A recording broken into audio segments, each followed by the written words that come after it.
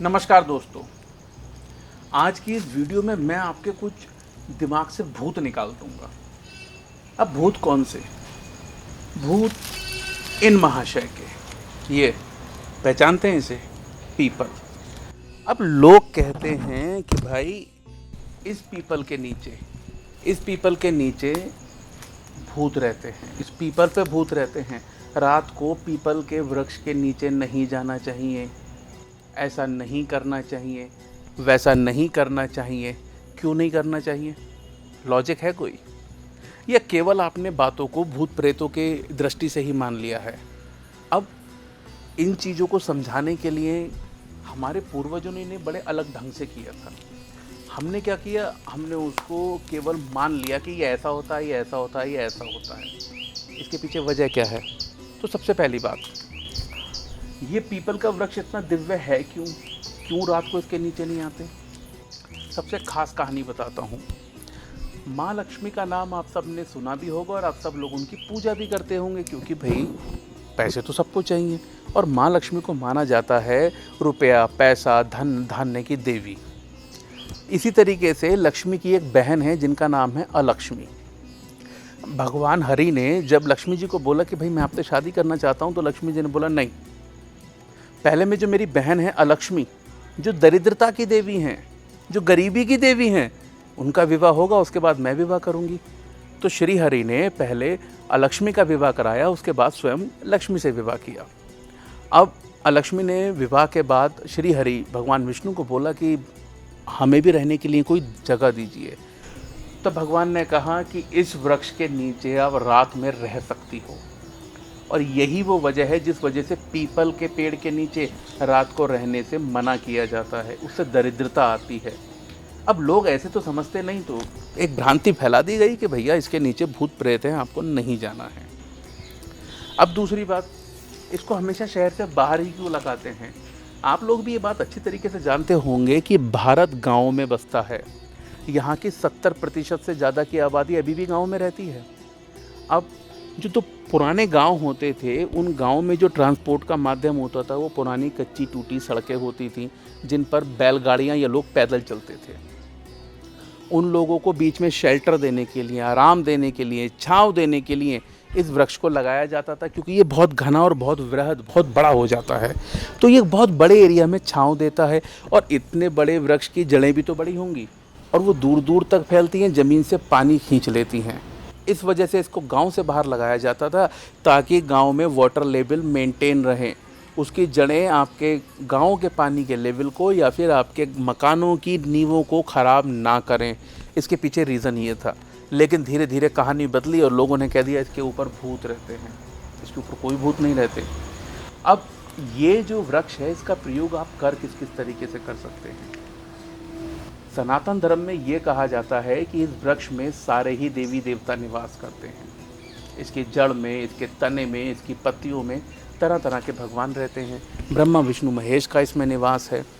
अब ये अगर इतना पावन वृक्ष है, तो फिर क्यों इसे इतवार को पूजने से मना करा जाता है? अलक्ष्मी को हर रात इसमें रहने का अधिकार है, और साथ ही साथ इतवार का पूरा दिन, रविवार का पूरा दिन उन्हीं का होता है। इसीलिए इसकी पूजा इतवार को नहीं की जाती। दोस्तों, इसके सबसे पहले फ़ायदे की बात कर लेते हैं।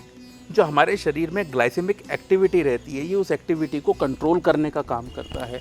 अब उसे कंट्रोल करने के लिए या तो आप इसके ताज़े पत्तों का प्रयोग कर सकते हैं, या फिर इसकी छाल का काढ़ा बनाकर।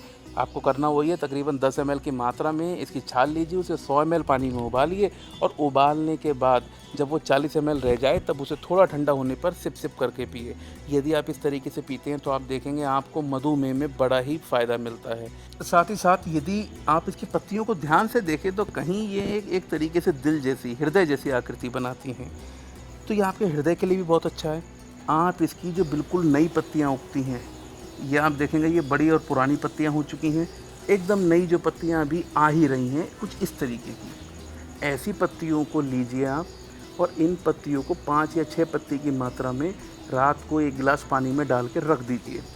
अगले दिन सुबह को उन्हें छानिए, और उस पानी को, उस पूरे 1 गिलास पानी को आपको दिन में 3 बार पीना है।